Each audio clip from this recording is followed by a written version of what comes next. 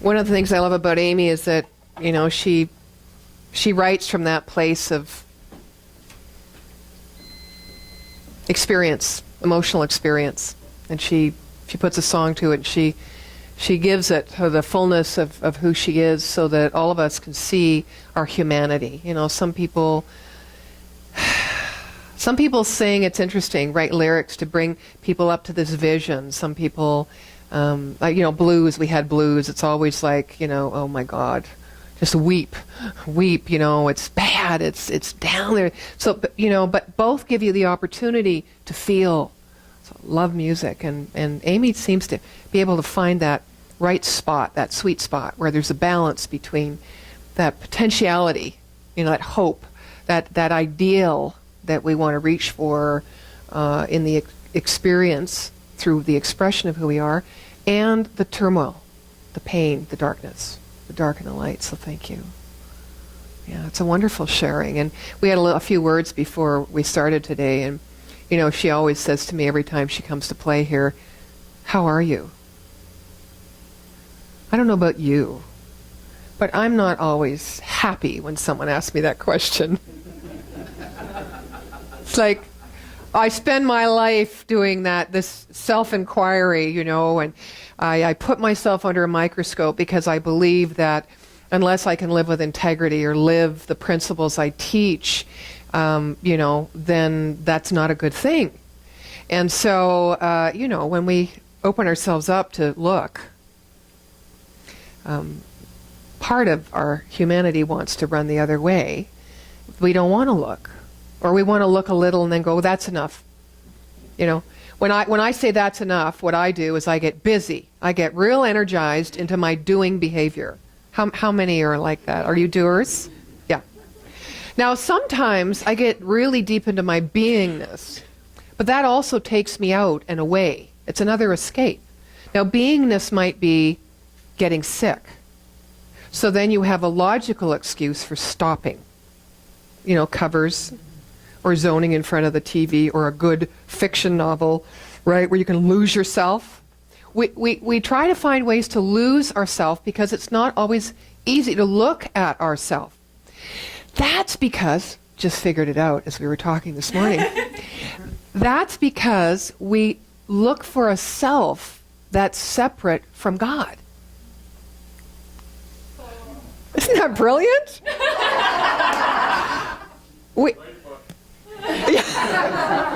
Now, this is not new. This is not new news. You all know this. And sometimes I come on a Sunday and go, oh, what can I say? I mean, I've said everything. Absolutely not. Because we've only said, right, in a different way, what's come from what has been said before, what we've experienced before. There's no new thought. We're a new thought. We're in the new thought movement. Well, isn't that funny? There is no new thought. But there is original thought, which means new to us, which brings to us an experience of who we are, not might be, but who we actually are, that is open and full of possibility. So that's for me the journey. So I'm talking these 2 months about our magnificent humanity, because I really do think our humanness gets a bum rap. Totally. Everything we don't want, we throw into our humanity. Oh, what do you expect? I had a human moment. What does that mean? Because there's nothing outside of spirit. So this idea of repurposing ourselves or reframing who we are, or making new choices to become something or experience something we haven't before, needs to be from a place of the unknown and the mystery, the void,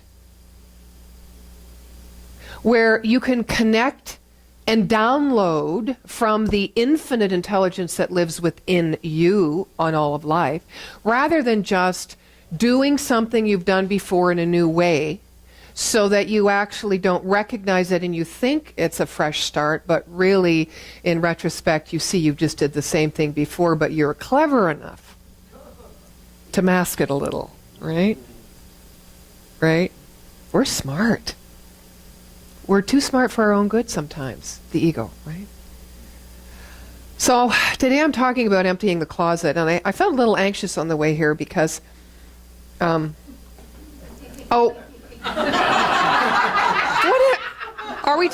we making this a literal joke about clothes? Is this where we're going? Yes, well, wait a minute, I need a sip of coffee. Got to gather my thoughts to figure out where I'm going to take this. All right. You have to be strong right now. Yeah. All right, well, you all have your own closet, obviously. Close it. It's the part that we don't want to show, don't want to share.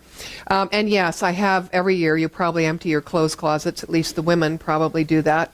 Bag it and send it off somewhere to share, which is what I've done. And but, you know, it sometimes ends there. You kind of feel good. You've kind of simplified your life.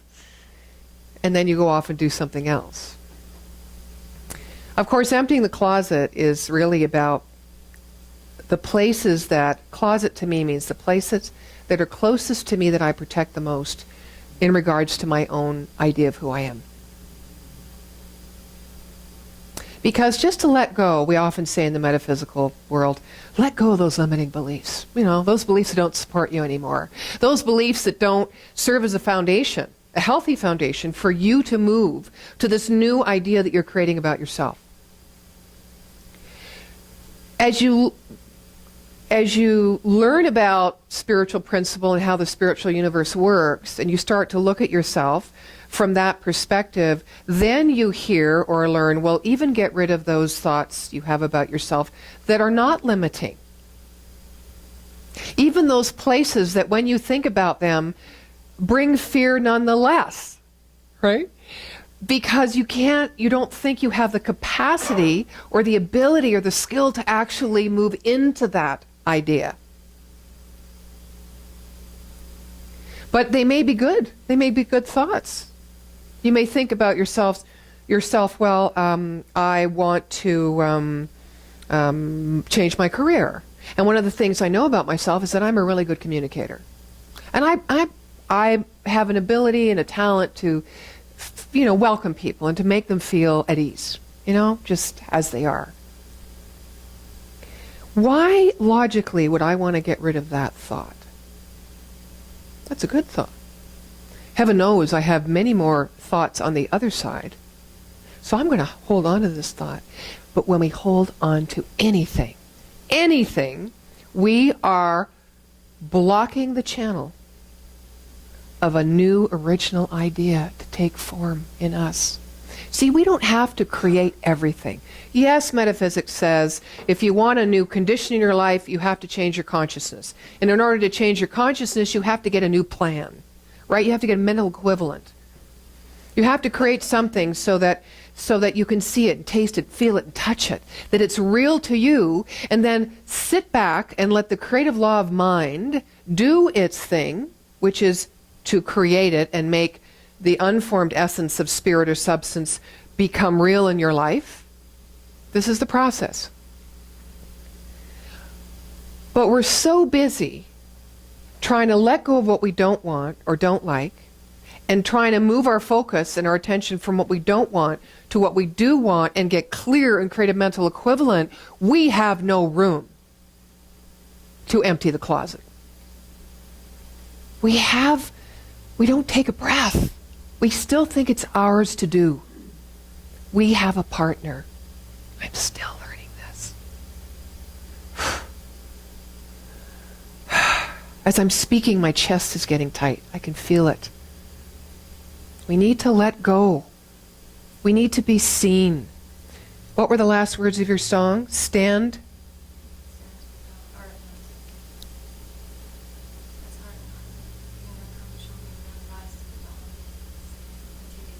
And take a stand.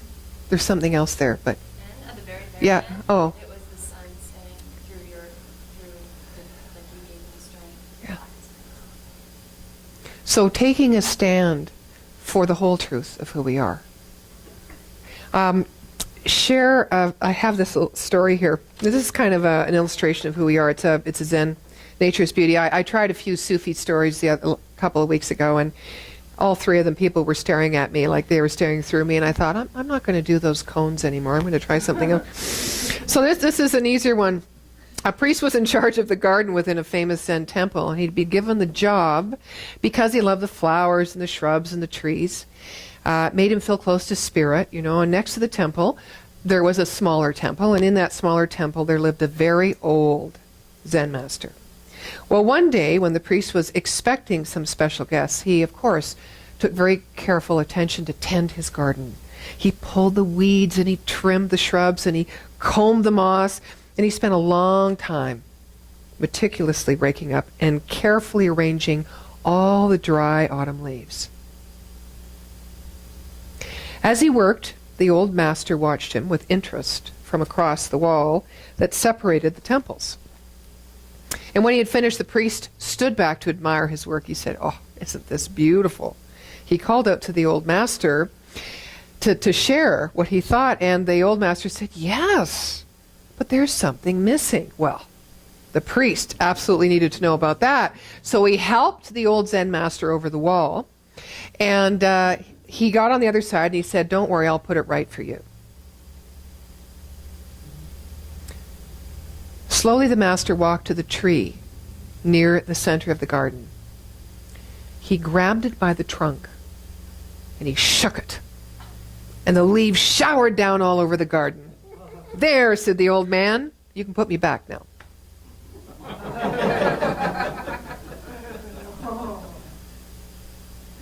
We're trying to clean our garden rather than empty the closet. We're trying to get it right. We are right.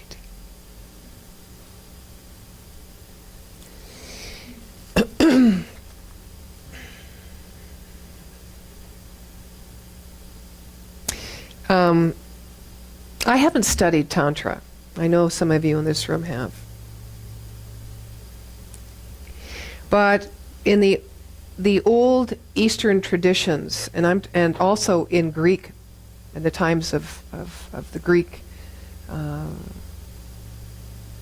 teachings, love, which is a very strange concept to me, was shown in community. It wasn't something that was kept private. And especially the Greeks, they used to say, anyone that can't show love in community, which means I'm not just talking about I see you or a hug. I'm talking about involving the carnal body in community. Now, I was raised from a British family. I was raised with a mother who dressed in the closet. Are you hearing me? It passed down. And the only way that spontaneous combustion or emotion could happen was with the help of alcohol. I grew up that way. I became that way. So when I read this, now, like at my age now and my experience now, I still feel that, I can feel it. I feel that I move in to my, I don't know, not my body, because when I feel this, I separate from my body. The pleasure, the delight, the this, the that. Can you imagine just when you feel loving, no matter how that feels within you to be expressed, you just express it? This is beyond a new thought or original idea. I can intellectually grasp it. How far away am I from that? Now, that may not appeal to some of you. It appeals to me because I know my love is contained. I know my love is let out bit by bit when I trust or I think it's safe. Of course it's grown over the years. Of course I've gotten more vulnerable. Of course I've become more trusting. But there's still a piece in me. My mom always used to say, many things, but a couple of these things. All of a sudden I had this thing go, okay, now which one? My mom always used to say, don't tell people too much. They'll use it against you. So that was all about trust and vulnerability, right? And not be open. But those of you who know me, whatever I'm thinking or feeling just comes out. But there's so much more that doesn't come out, and I'm starting to learn about all that stuff that I keep in there. And so I think when we're talking about emptying the closet, it's got a lot to do with love. Because we don't love ourselves enough to be totally seen. Now here's the rub. And I discovered this the other day. Yesterday, we were driving to the dance flash mob, and I said, I've been quiet for a couple of weeks. And I felt there hasn't been a lot of energy going back and forth. Well, there's been no energy going back and forth in our relationship, right? Nothing. And I started to go, well, I was looking out there, right? Instead of looking in here. And I realized yesterday I started to flap my gums in the car. Well, this is what I've noticed about me in relationship, and this is how I do relationship, and this is how I've always done relationship. This is what I want to change, and these are the things that blah, blah, blah, blah, blah, blah, blah, blah, blah. And I get to the dance flash mob. And then I to myself, which I never did share out loud, I said, it really has nothing to do with you. I feel so much better having identified and seen myself. It's always about us. It's never about the other. But we always think, what are others? What are others going to think? We hold the love for ourselves back so far back, we don't even know how to express it half the time. Emptying the closet and allowing yourself to sit in the silence, to sit in the void, to sit in the mystery without rushing into doing this or without withdrawing so far in, because that's another form of protection and survival. You know what I discovered in the last 2 weeks? That most of my relationships, although I thought they were coming to me and I was coming to them, and there was this chemical thing or this law of attraction was working, and it was all good, and I had all these wonderful feelings and my heart was open, all this stuff was all about the root thing, needing to belong, right? To belong, to associate, to have something in the physical world that I could express my love for and be loved. But the real motivation behind it was to be secure. It wasn't to love. It was to be secure, safe. If I look back, once I discovered that, and I look back to all my relationships, I go, no wonder that one didn't last, no wonder that one went sideways, no wonder, because it wasn't my real self-loving. It wasn't my whole self, because I didn't know who I was. I was trying, as we all do, discover who we are in love, and the best way to do that is in relationship. That's why we're all here. But if we are the nature of God, and God is self-existent, what do we say? What I never wanted to hear when I was a ministerial student. You have everything already you need inside you to create whatever you want. Thanks. I could go on a whole tangent of all those. Okay. But we can't know that unless we know not just our personality self, but our spiritual self, which is one thing.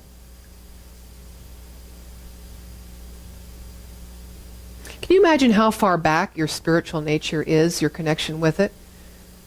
Behind your human self, because we do tend to regard ourselves and identify ourselves as human beings in this physical realm. And you don't just go away. You don't just go away onto a mountaintop to get in touch with your nature. You don't just go away to the wonderful shores of Cancun or Playa del Carmen. Those are the times when you empty the closet a bit more, right? Because you aren't near anything. Nothing's really convenient that's familiar, or nothing's familiar that's convenient. And you're kind of left with a bit, you're not on your guard as much. Nobody knows you. You don't know anybody. You can make it up. How fun is that? What if you got up every morning and did that? Because the evolution of the infinite nature of you is always expanding, is always expanding, is always evolving, whether you're in tune with it or not, whether you think into it and want to partner with it or not, whether you have faith that that's true or you don't. It's still happening. So ours is about emptying the closet. Not just the thoughts, the limited beliefs, but everywhere. The way we speak, the way we behave, the choices that we do. You know, I'm sure you've taken a course that said, drive to your work a new way today. Right? Take a new direction. Well, you may think, oh, that's trite. Yeah, that's kind of silly, stupid. I'm not going to do that. I'll just open up to think differently. Well, our behaviors, right, are manifest from our thoughts. And they're ingrained just as much as our thoughts are, our patterns of thinking. It is not easy to change that, but it is absolutely possible. So what are we going to do in order to be all that we are?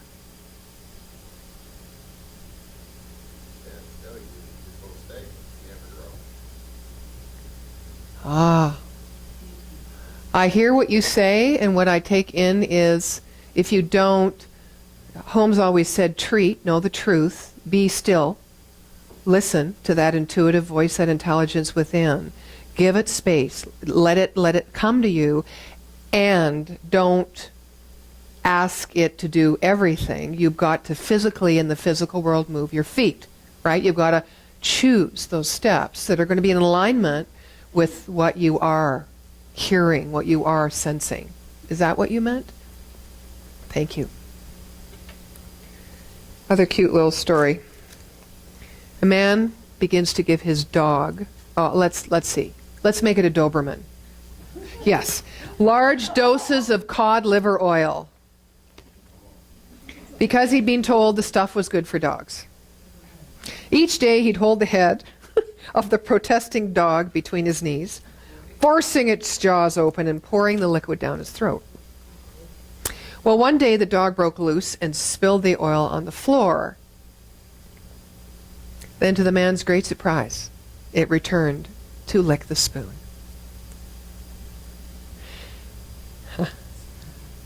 That is when he discovered that what the dog had been fighting was not the oil, but his method of administering it. How do we administer? And take the word minister in there. How do we minister to ourselves?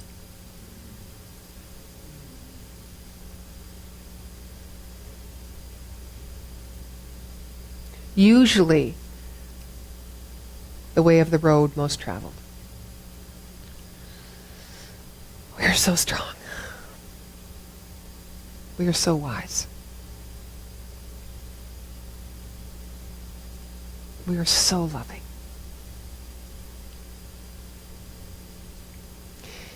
Dr. Holmes says, the flight of the alone to see the alone. He talks about the return of the naked soul to the Godhead. And he talks about it in a way where he describes it as high mysticism. And we know that. People who are well versed in spiritual practice or prayer, or who live a life where they pray unceasingly, or live a life where they trust and walk in faith, or live a life where they let this intelligence or intuition within them lead them, use them, rather than them trying to control it. Right? Those people understand that statement. The flight of the alone to see the alone. I propose, although I am a proponent, I'm a proponent of trying everything, you know. But I propose that separates us. It separates our mind and our intellect, the spiritual realm that we move into when we get deep into spiritual practice, from this carnal physical world. How can we know how to live in this world and in this body and in this body of diversity, and in this the diversity of culture and religion, if we go, okay, this is it, and I'm going to be here and know the truth here, is that not being safe again? Is that not being vulnerable again? Is that not living in a way where you are opening up and trusting all life because there is one thing going on? The celibacy of monks? It's interesting. It's an interesting question. We need to empty the closet, empty our mind, empty our idea of who we are in the physical realm, to the point, and the reason I say this is to the point of believing that's who we are. End of story.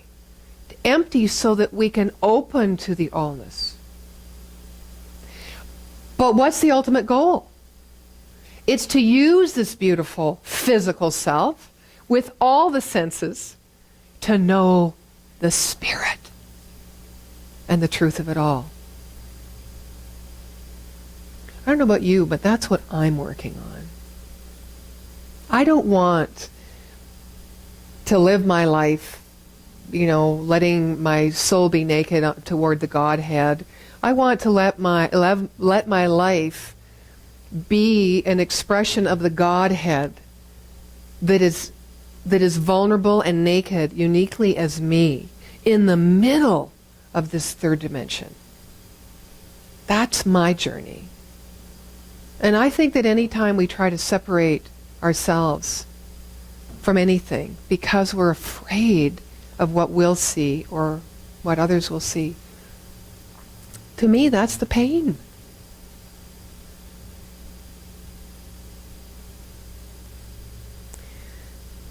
Holmes said, you and I do not put life into anything, we take it out. We do not put the oak tree in the acorn. We do not put the chicken in the egg. And so far, we have had more faith that a chicken can come out of an egg or an oak tree can come out of an acorn.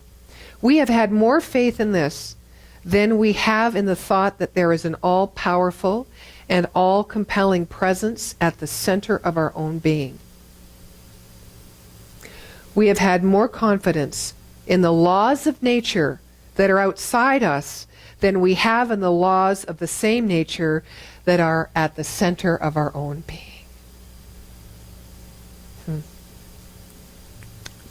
We are so used to the laws of nature that we never think about them. We eat our food, knowing there is a chemist within us who will convert it into flesh and bone and blood. We accept the network of intelligence, which we call the nervous system, and the circulation of the blood through the body, hardly realizing that this really is a miracle of life. And when I say a miracle of life, I mean that we are always using powers greater than we are. We accept them on faith because we are used to them. We accept them on faith because we are used to them. All the things that we don't see the oak tree often come out of the acorn. We don't often see, although we probably have seen it once or twice, the chicken come out of the egg, right? But we trust that process. We know that's part of nature, of creation. We certainly don't see the digestion system, the elimination system. We trust it because we experience it. We experience God. We don't see God. We can't know God. We experience this. But it's really interesting that as we go about our life, our mind is turned more to what we do see. I sat with my mom the other day, and she said, it's a great moment for mother and daughter. She said, I only trust what I can see. I only believe, 87, I only believe what I can see. I said, really? Is that true? Little Byron Katie there. Is that true? I said to her. And she kind of stopped. She still looked at the television, didn't look at me. And she didn't say anything. I said, but you pray every night. You pray to God every night. You have every night of your life. You've taught me as a child, on my knees, 23rd Psalm. Every night. You can't see that. And it's like I just demolished her whole sense of identity, you know. And she didn't look at me still, right? Well. I said, yeah, well. I said, the apple doesn't fall far from the tree. You do. You have faith, and you have great faith. But it's interesting that she identified herself not as a woman of great faith. And I have heard this come out of her mouth more times. So many times that I've let go my resistance to it, and I almost expect it, and I smile, and I'm amused when it happens. Right? I only believe what I can see. She doesn't trust the outside, but she trusts the inside. Let's trust both. Because the effect is part of that which you can't see. It is one with it. It is not separate. So let's leave here today emptying the closet in any way you choose to imagine that.